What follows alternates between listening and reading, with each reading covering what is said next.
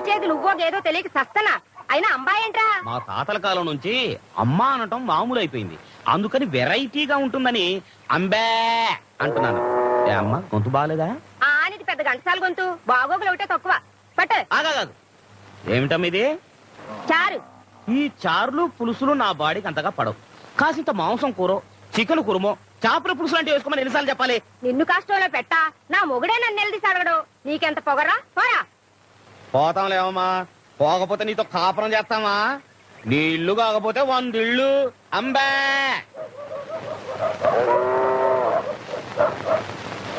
ఇదిగో ముసలైనా ఓ దెబ్బేసుకున్నాను రా.